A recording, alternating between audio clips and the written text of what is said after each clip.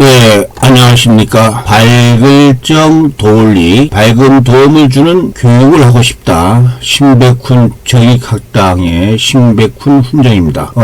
오늘 우리 오정근 원장님의 북커센트 역사의 오른편, 서문과 3장까지는 신백훈이가 하고 4, 5, 6장은 이재영 박사님, 7, 8, 9장은 김병헌 교수님께서 하시겠습니다. 역사의 오른편은 옳은 것이다. 이성과 도덕적 목적은 어떻게 서구를 위대하게 만들었는가. 참 좋은 책 선정해 주시고 발제의 기회를 주신 늘 싹 말씀을 드립니다만은 오정근 원장님께 정말로 감사의 말씀을 드리면서 소개를 하겠습니다. 서구의 번영과 전체주의 몰락에서 배운다. 이게 출판사에서 책을 소개한 내용입니다. 오른편에 서는 자만이 흥성함을 역사는 증명한다. 역사의 오른편, 또 오른편, 왼편 아니 오른편에 섰기 때문에 세상은 오늘처럼 살기 좋아졌고, 오른편을 저버리는 집단들 때문에 세상은 망가지고 있다. 그 오른편, 3,000년 가까운 역사를 가진 서구 문명이고, 오른편을 저버리기 때문에 멸망한 집단은 지난 세기에 우리가 봐왔던 사회주의 공산주의였다 하는 내용이 되겠습니다. 저자는 벤 샤피로, 책에 나타난 사진이고요. 인터넷에 또 검색해보면 아주 잘생겼습니다. 84년생, 우리 아들보다도 한 살이 어려요. 그래서 우리 공자님의 불치하문이 생각이 났습니다. 나이가 어린 사람의 배우는 것도 전혀 부끄러운 게 아니다. 그런 생각을 하면서 아주 흐뭇한 생각으로 내 아들보다도 어린 사람이 이렇게 훌륭한 책을 썼구나. 그래서 이 세상은 아직은 희망이 있겠구나 하는 생각을 가지게 되었습니다. 역사의 오른편 출판사 리뷰에 보면은 저자 샤피로는 뭐냐? 유대 기독교와 이성. 유대 기독교는 예루살렘, 이성은 아테네. 그래서 양대 기준임을 확인한다 하는 목적이고, 이게 또 자주 나오는 겁니다. 일단 서구 문명은 우리 인간들의 행복을 위해서 어떻게 해서 만들어졌는가? 네 가지 요소입니다. 네 가지. 첫째, 개인의 목적. 둘째, 개인의 능력. 세 번째, 공동체의 목적. 마지막은 공동체의 능력입니다. 근데 이걸 보면서 저는 박정희 대통령님의 새마을운동이 생각나죠. 새마을운동. 우리가 잘 살아보자고 하는 목적. 또 타고난 저마다의 능력과 소질을 개발한다고 하는 국민교육 정신, 국민교육 헌장의 정신, 새마을운동의 목적, 새마을마다의 그 조직적 활동 능력, 이게 생각이 났습니다. 근데 종교적 가치에만 지나치게 의존을 한다면은 우리는 그 신전 국가를 하게 되지만은 여기에 아테네의 이성인데 또 이성만 하게 된다면은 유물론에 기반한 독재국가. 그렇기 때문에 이게 양기둥을 적절하게 만드는 것이 정말로 훌륭한 것이다. 그래서 이런 운명을 우리는 지켜낼 가치가 있고, 그래서 오른편은 오른쪽일 수밖에 없다. 한국판 제목이 오른편으로 된 이유다 하는 것을 설명을 했습니다. 대한민국의 북쪽으로 눈을 돌리면 우리는 서구 문명의 근본 전체를 거부하는 한 나라, 북한이죠. 북한 주민들이 최악의 독재 체제에서 신음하고 있습니다. 대한민국과 북한처럼 극명한 대조를 들어주는 사례는 이 지구상에도 없다 하는 겁니다. 한국판 서문에 벤 샤피로가 얘기를 했습니다. 네. 서문의 끝에 보면은 계시와 이성, 우리는 이 근본적인 기반에 다시 공부해야 된다. 그렇게 한다면은 우리는 북한이 아니라 더 나은, 지금보다 더 나은 대한민국의 미래를 기대할 수 있겠지만은 우리가 공부도 안 하고 그냥 포퓰리즘 정치인들이 휘날리고 주사파나 좋아하고 그렇다면 어둠이 우리를 기다리고 있을 것입니다. 벤 샤피로가 우리 대한민국 국민들에게 깨우쳐주는 내용이 되겠습니다. 자, 목차를 보시면은 총 9장까지 됐습니다. 서문하고 3장에서 나눠가지고 이렇게 발제를 하게 되겠습니다. 신백훈 발제자는 늘상 말씀을 드립니다. 구글의 바드에서 사전에 예습을 할 겸 해서 대형 그 챕터 장마다 공부를 한 다음에 그 다음 도서를 확실히 보면서 도서에서 소개, 발제할 내용을 인용을 하고, 그걸 하면서 또 발제자가 또 필요한 감상이라든가 연구한 거는 파란색 그렇게 했습니다. 자, 보시면서 슬라이드에 테두리가 검정색. 이건 바다에서 그냥 작성한 거고, 빨간색. 이것이 책에서 떼는 거고, 파란색. 이것도 발제자가 읽으면서 또 공부한 것이구나. 그렇게 생각을 하시면 되겠습니다. 자, 우선 들어가며 서문격에 보면은 서구 문화의 두 원리는 뭐냐? 행복을 추구하는 그 하나의 이렇게 종교적 자연법적 사상인데 여기에는 이성을 사용을 해야 된다. 이것이 제일 핵심이 되겠습니다. 바두도 그렇게 이렇게 답을 해줬습니다. 그래서 발제자는 쭉 읽어보고 있습니다. 그러면은 저자는 이 책을 어떤 식으로 서문에 썼냐면은 두 가지 미스터리에 대한 답변을 다루려고 이 책을 썼다. 왜 오늘날은 이처럼 살기가 좋아졌는가? 그 사이에 수천의 빈곤 기아가 있었는데 그러면은 두 번째는 왜 이렇게 살기 좋은 세상이 또 망가지고 있는가? 그렇습니다. 그래서 지금 미국을 보면은 트럼프와 힐러리 지지자들이 엄청 싸우고 있대요. 미국에 또 그렇게 돼버렸는가? 미국의 14개 기관의 신뢰도가 32%만 신뢰한대요. 미국은 은행에 대해서 27%밖에 안 되고 신문사 20%, 종교는 그래도 41%, 연방정부는 19%, 아유 깜짝 놀랐습니다. 의료보험 39%, 대기업 18%. 와, 대기업이 이렇게 떨어집니다. 최악은 역시 미국도 대한민국 국회에 맞춰 9%밖에 안 됩니다. 근데 신뢰하는 거는 경찰이에요. 그 경찰도 좀 왔다 갔다 하는데 유일한 신뢰 집단은 군인이에요. 군인은 국방을 해주니까. 근데 미국인들 52%가 52%밖에 이웃을 신뢰를 못한대요.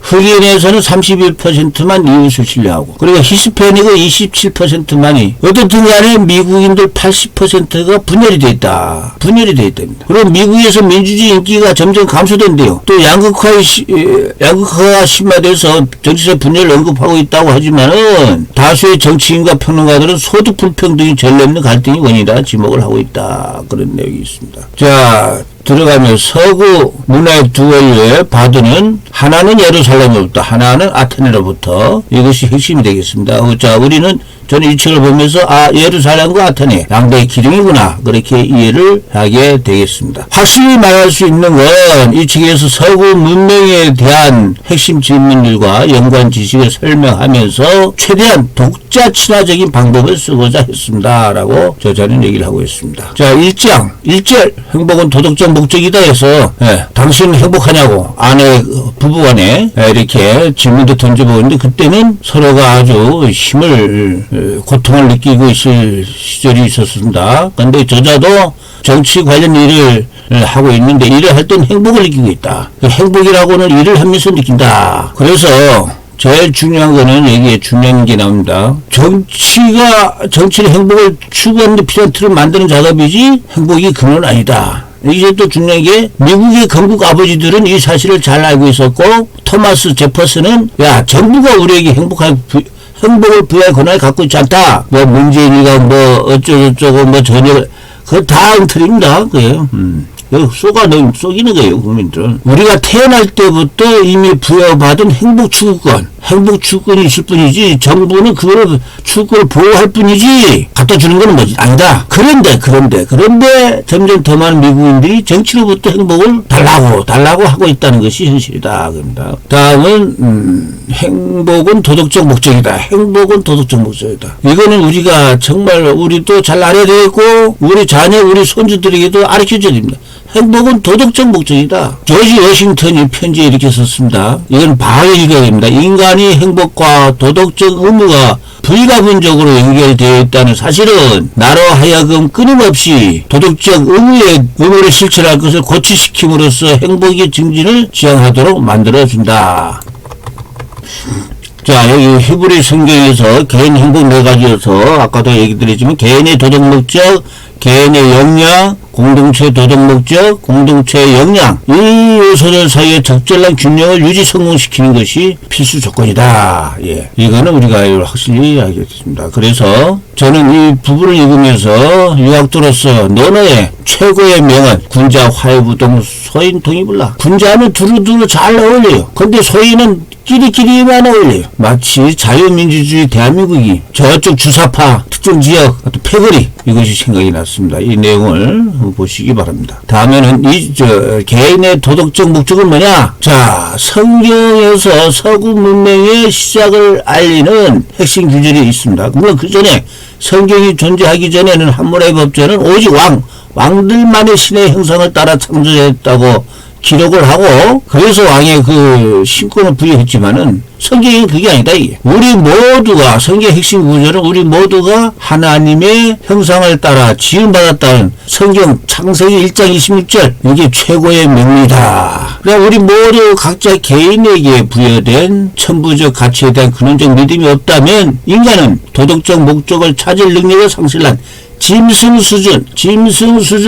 수준으로 전락하고 만다. 짐승들이 뭐냐? 예, 주사파나 공산주의파, 민노총, 정계조. 아이고, 국민 생각 안 하는 국회의원. 예, 짐승입니다. 개인의 역량이라고 하는 거는요, 여기에서는 저자는 도덕적을 한 겁니다. 다인의 진나로는 모두 우익한방향으로 진행될 뿐이라고 하지만은 야구 강식은 도덕률이 아니다는 거죠. 야구 강식은. 그래서 극한 상황에서 자네를 잡아먹는다? 생존을 위한 거지만은 그건 도덕적이 아니다. 2 플러스 2는 이코르 5가 해서 이것이 만약에 유익을 가져두는 것이 된다고 해도 이 답은 맞았다고 할 수가 없는 거다, 이게. 그래서 우리는 도덕성과 진실성 모두를 충족시키기를 원해야 됩니다. 그 기본 전제를 확립하기 위해서 우리 인간은 무엇이 도덕적이고 무엇이 진실된 것인지 분별할 수 있는 존재라는 그런 사실을 우리 인간들은 알아서 그것에 천착하고 공부를 해야 됩니다. 공동체 사적, 공동체 도덕적 목적은 우리는 한낱 개인을 넘어서 사회적 존재로 살아간다. 우리는 접촉을 추구하며 개인이라는 단위보다 더 큰 집단에 친구로도 사귀고 공동체에 참여하기를 우리는 원한다. 아리스토텔레스는 무엇을 우리에게 계속하게 만드냐? 뭐 사랑, 연민도 있지만 또 우정도죠. 우정. 그런 것이 있어야 되고 공동체의 도적 목적 앞에 공유된 비전이 있어야 되고 그 중요한 건들은 그 시민들이 참여해서 각자 스스로의 재량에 따라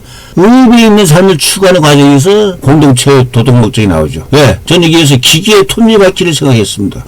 그 기계가 제대로 돌아가면은 각기 부속품 톱니바퀴들이 건실해야 건강해야 돌아가듯이 우리 인간도 각자 역할, 온갖 직업의 기천 없이 각자의 직업에서 잘 살아야 전체가 살 수가 있다. 공동체의 역량은 서울문명에서는 교회당, 사회교 클럽, 자선단체 이런 것이 있어서 아주 공동체의 역량을 발휘할 수가 있는 것이다. 공동체의 역량이 원만하게 작동하기 위해서는 두 가지 요소가 필요하다. 도덕의식을 장려해주는 활발한 공동체. 둘째, 규제가 없는 국가.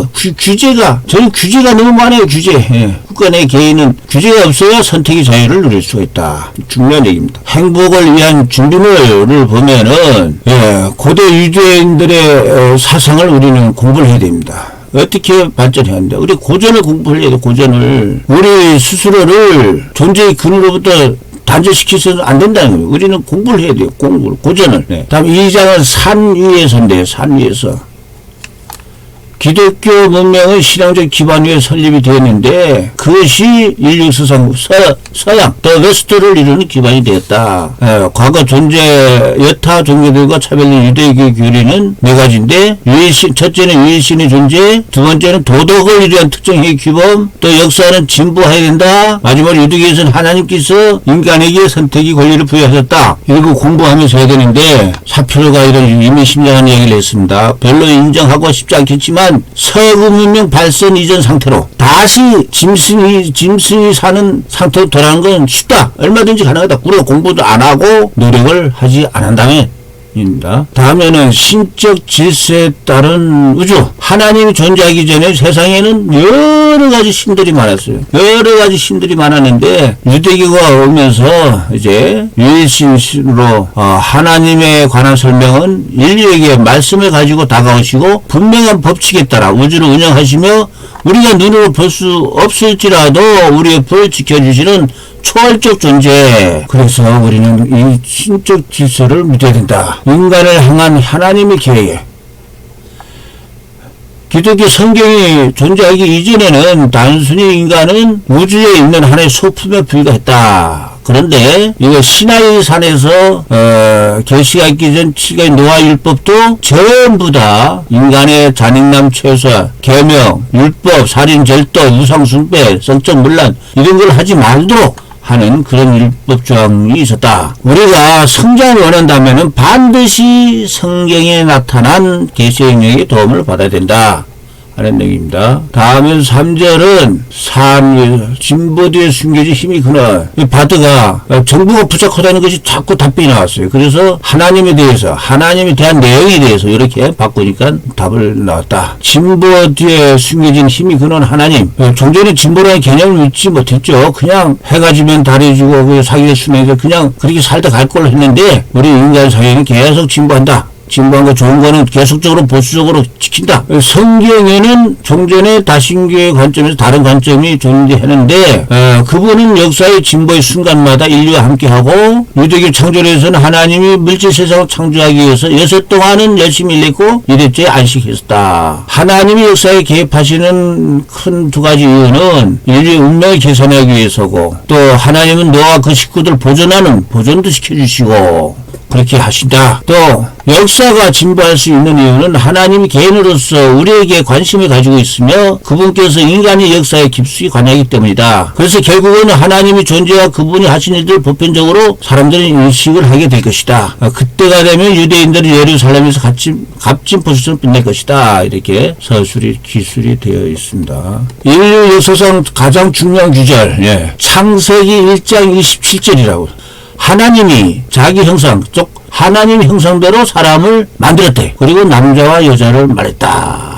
이것입니다. 이 규절이 최고의 규절이에요. 저도 이 책을 보면서 그런가 해서 하나님이 자기 형상, 하나님 형상대로 우리를 만드셨다. 그리고 창세기 6장에는 물로 신이 아들이라고 막 그냥 까불던 왕들이다 뭐다 하는 게 있죠.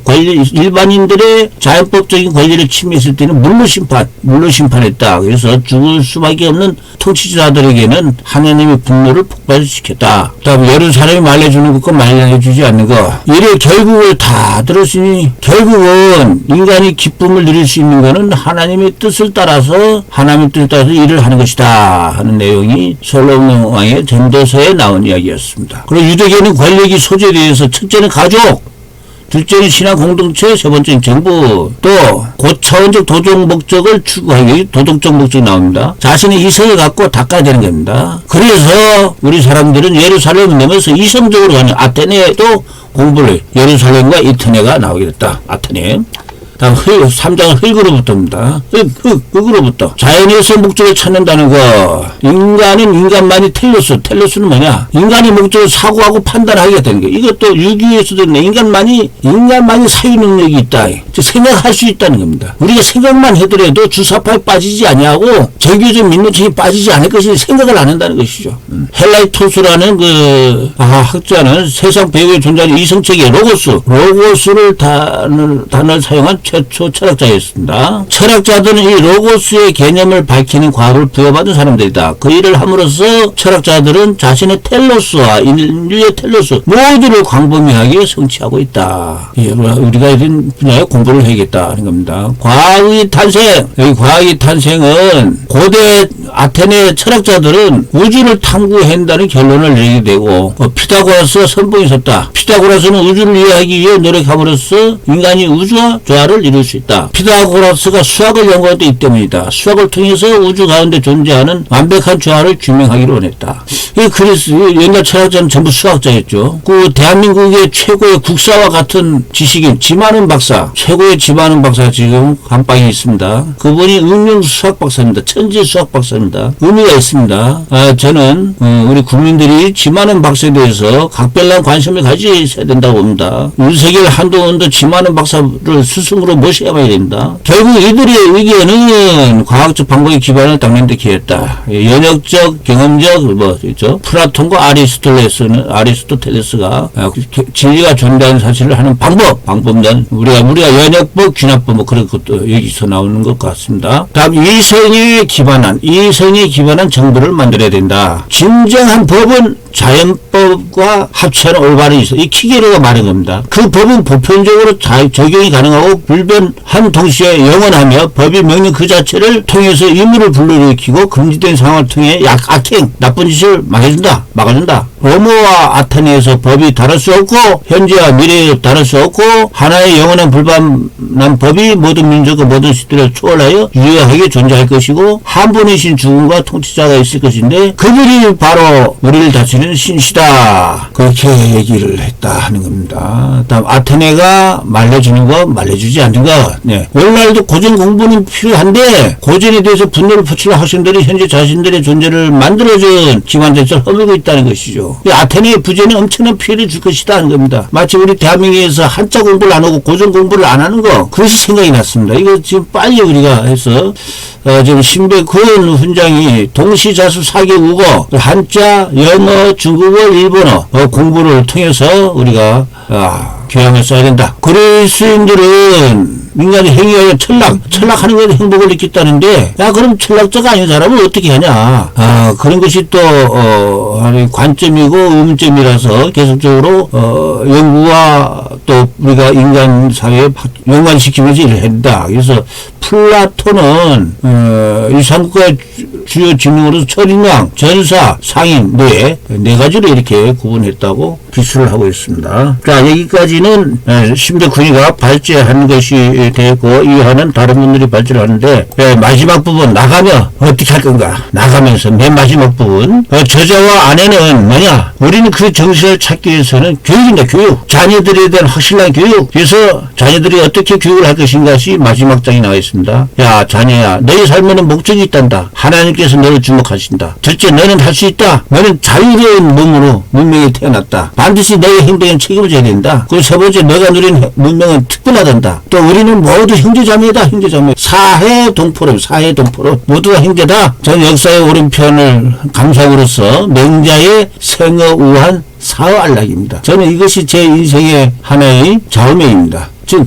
걱정, 근심이 있으면 살게 되고, 편안하게 되면 죽는 거다. 대한민국이 살기 좋아지니까 지금 주사파나 공산주의에 대한 위험성이 절반이 지금 썩어 있는데도 그 위기를 몰라요. 항상 맹자는 최악의 준비를 그 생어우한입니다. 항상 최악의 상태를 준비해서 대비를 해야만이 된다는 것을 저는 생각을 하고 있습니다. 우리 북콘서트, 오정근 북콘서트 회원 여러분들, 우리는 최악의 상황을 우리가 지금 현재 있습니다. 그래서 우리는 국민교육 중흥을 위해서 우리가 같이 동지적 연대를 했으면 합니다. 감사합니다.